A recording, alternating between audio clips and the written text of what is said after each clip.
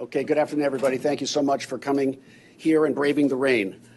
With me on stage today are the New York State Department of Labor Deputy Commissioner for Worker and Protection Safety, James Rogers, the New York City Department of Investigation, and our frequent partner, Commissioner Mark Peters.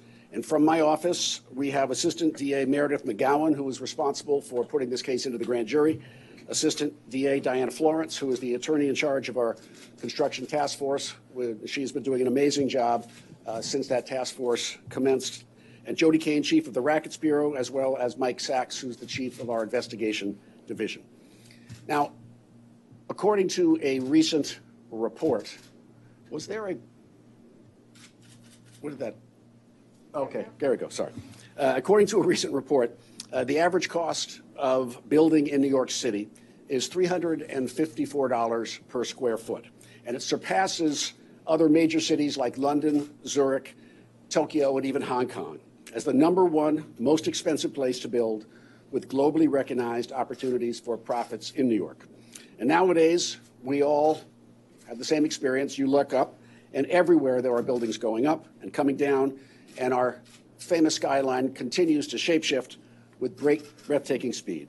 Some of these buildings are stunning, architecturally masterpieces that inspire us, others perhaps less so. Either way, we are experiencing a historic building boom, and contractors are eager to strike while the iron is hot. And amid the constant backdrop we see of hazard signs, caution tape, and scaffolding, sometimes it's all too easy to forget that there is a human cost to all this development. Often, it's the very people who are tasked with building this great city who are the most vulnerable to fraud from their managers and their employers. And in some cases, it's only after an irreversible tragedy or massive fraud takes place that these abuses have been exposed. There are two schemes which we are announcing today in indictments filed in court today. The first is a wage theft scheme, and it relates to the reality that construction workers are responsible for some of the most dangerous jobs in the city, whether they're working thousands of feet up in the air or underground. And every day, many of these laborers who risk their lives do so with total uncertainty as to whether they'll be paid fairly and fully for their work. Wage theft, unfortunately, remains one of the most pervasive and insidious issues facing tens of thousands of everyday New Yorkers who lose more than $1 billion of stolen wages each year. It impacts employees all across every industry, but it is especially common in the construction business, where unscrupulous employers are devising new and different ways to cheat and steal from their employees. A case in point, today we are announcing charges against Parkside Construction, its affiliates, 4 of its senior employees, and its payroll company, Affinity Human Resources, for grand larceny, scheme to defraud, and insurance fraud. As alleged in the indictment, in 2016 and 2017, Parkside held over $100 million in contracts to perform superstructure work on new high-rise buildings in Manhattan, including several well-publicized hotels and condominium towers. And to my right, you may not recognize some of these buildings, but 115 West 57th Street, which you may recognize as the super tall luxury tower in Midtown, or you may recognize the shadow that it casts over Central Park. Parkside's contracts in Manhattan alone, as represented on this poster with these buildings, were worth more than $100 million. And you would think that there would be enough money there to fairly compensate the hundreds of workers they hired to perform concrete installation and masonry projects, which are among the most dangerous in this industry. Instead, Parkside Construction has been charged with systematically altering their workers' timesheets, lowering their weekly wages, and then submitting the falsified timesheets to Affinity Human Resources, an external services and payroll processing firm. These timesheets weren't just a here and there kind of thing. That is, the alterations on those timesheets. This was the business model for these defendants. These alterations were purposeful, calculated, and consistent. And by doctoring their employees' timesheets, the defendants were able to steal more than $1.7 million from over 500 workers who are principally immigrants, often undocumented. Now, if workers complained or questioned the missing wages, they were told in substance that there was a mistake and they would be paid the next week. Others were told that if they could find other jobs, if they weren't satisfied with the job they had now with these companies. So to be clear, this was not a question of job satisfaction.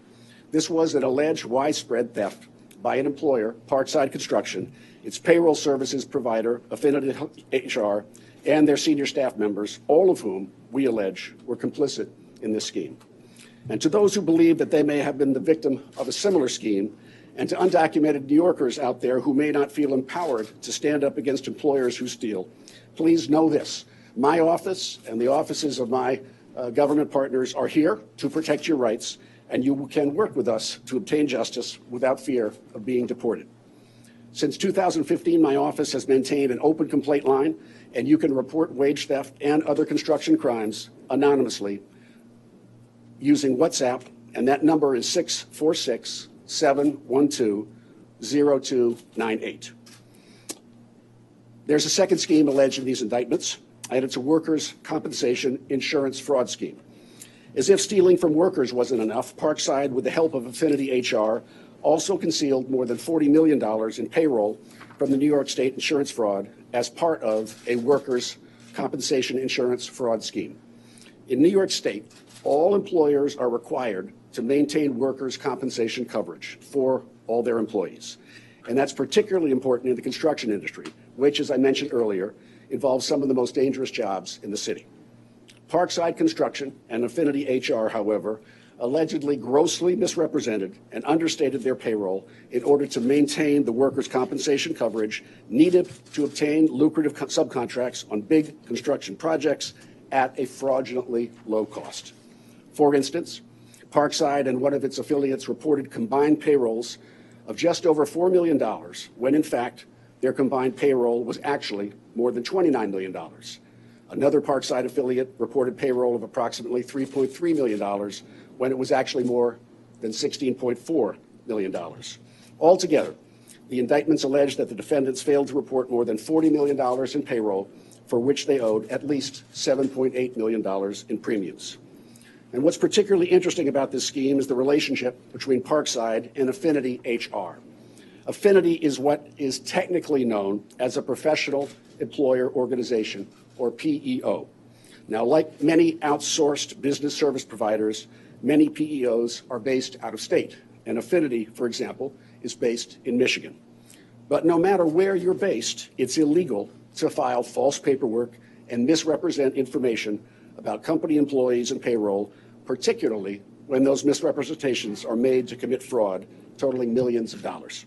So today, once again, we are saying to those in the construction industry who would take advantage of their employees at the expense of the employees' safety, that you cannot hide the work that you are doing that defrauds your employees. You cannot hide behind out-of-state PEOs and other vendors in order to avoid your responsibility to your workers. Arraignments in today's cases are expected later this afternoon before Judge Caro in Part 32 on the 13th floor of 100 Center Street. I'd like to thank again all the agencies who have been our partners, as well as the dedicated investors, auditors, and assistant DAs who assisted in today's investigation. And in addition to those on stage, I'd also like to acknowledge contributions by the Port Authority of New York and the New Jersey Office of the Inspector General. They have been vital partners to our office over the course of several construction industry successes in many recent years, including a landmark manslaughter conviction in 2016 and the return of $500,000 in stolen wages to Manhattan workers since December 2017 alone. I'd now like to introduce, as I said, one of our great partners in our work, the DOI Commissioner, Mark Peters.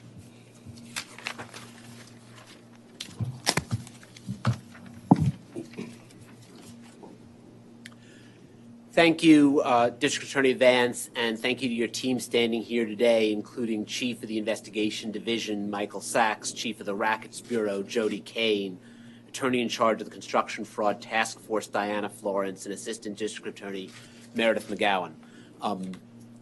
The work we have done, DOI has done on the Construction Fraud Task Force with the Manhattan DA's office has been some of the most important work around, and we really value the partnership.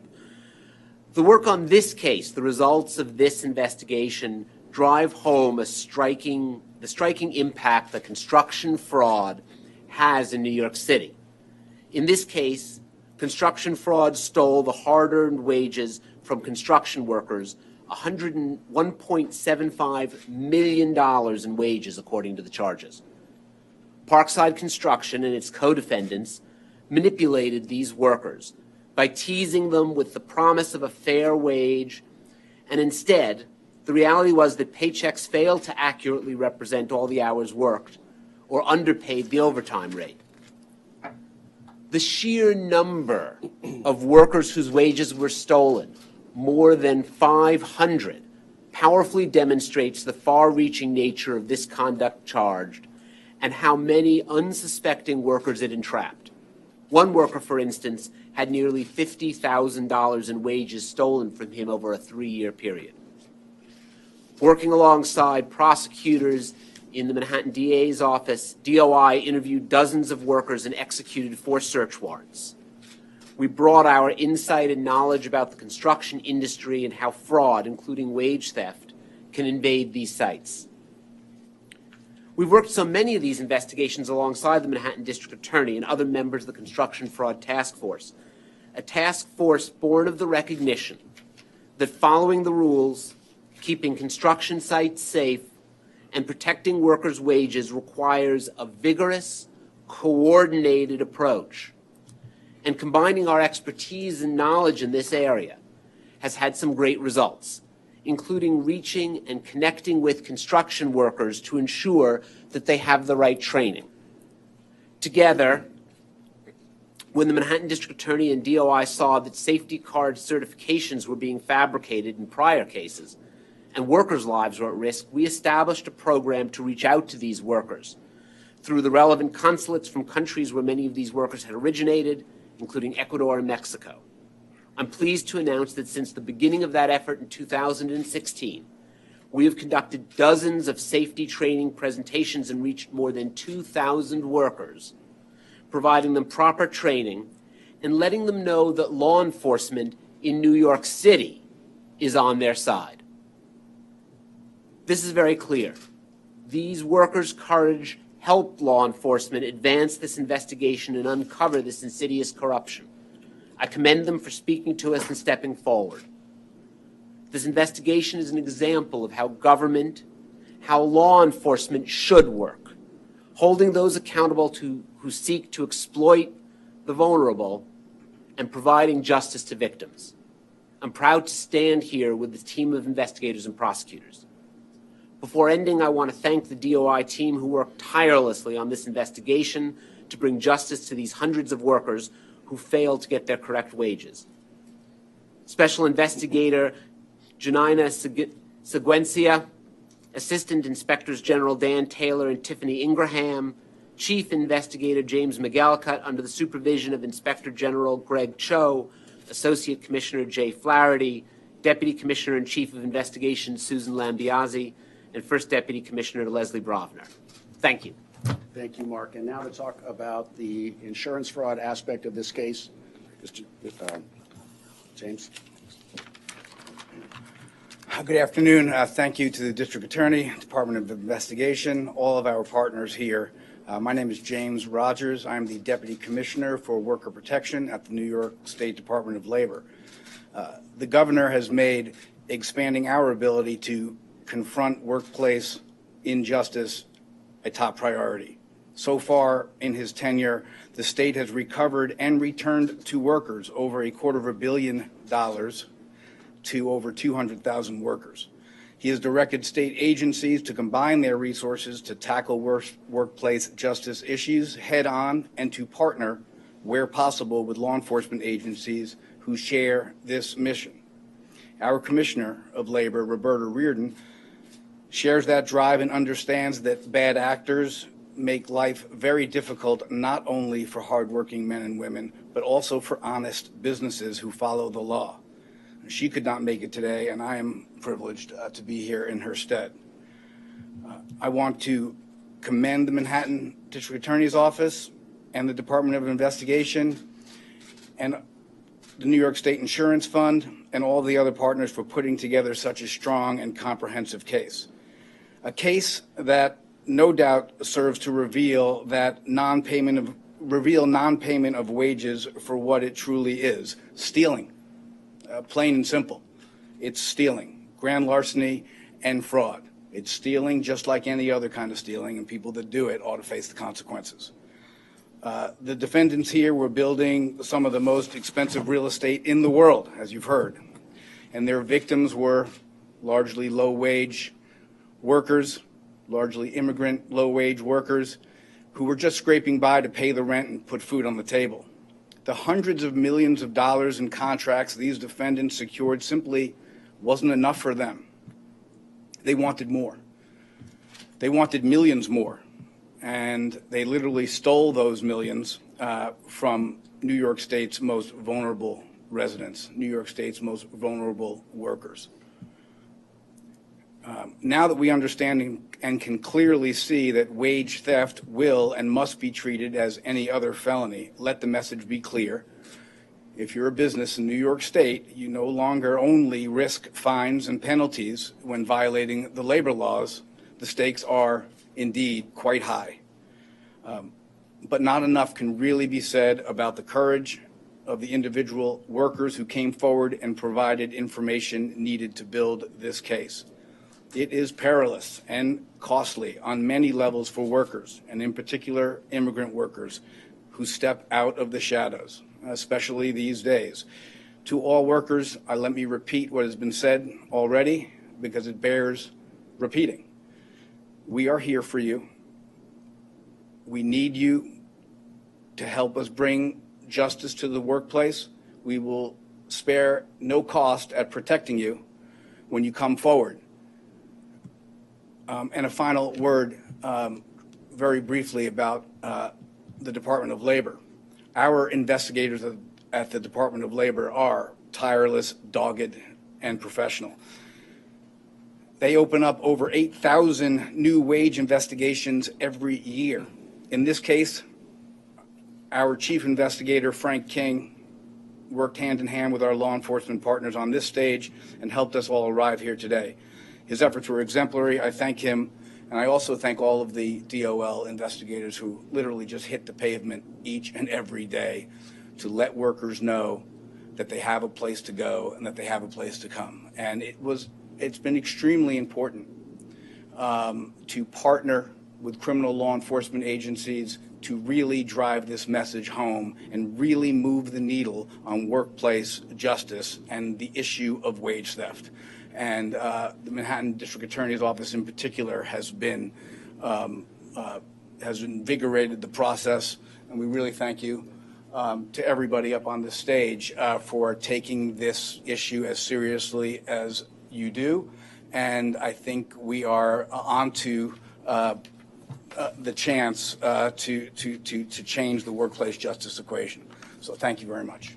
Thank you, James. I also just want to add my thanks to Governor Cuomo for his strong support and his firm stance on protecting the rights of workers, as evidenced by the great work they've done in this case as well.